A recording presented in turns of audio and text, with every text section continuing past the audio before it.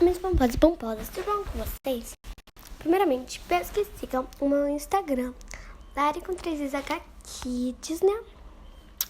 Estamos com 1K438 e a gente chegará a 1K440.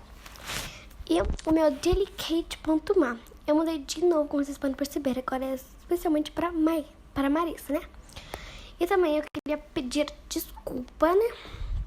Por troca, né? Pedir desculpa a vocês por não postar vídeo, tá? Porque já faz 2 dias que eu não posto nenhum vídeo, então me desculpem. Mas então, sem enrolação, vamos começar com o vídeo. E também muito obrigada pelos 111 visualizações. Tá. Se você tem aquele canal de número de famosos, mas você não acha números, você coloca número de famosos, certo? E sempre você vai procurar. Mas sempre tem de 8 meses, 1 semana, 4 meses, 1 mês. Olha assim, a gente tem até de 1 ano aqui, tá vendo? Então a gente vai colocar número de famosos, vai clicar nessas 3 barrinhas. Vai colocar assim, ó, hoje. E vai aparecer um monte de resultado.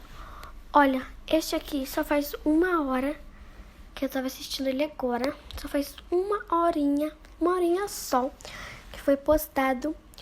Esse aqui 7 horas. Tá vendo, gente? Tem vários que não passa de um dia. Não chega nem um dia. No máximo chega 20 horas, sabe? Esse aqui, ó, 4 horas. Entendeu, gente? Esse aqui, ó, 2 horas. É cheio de famosos ativos. Então, foi só isso. Foi uma dica pra vocês, na verdade.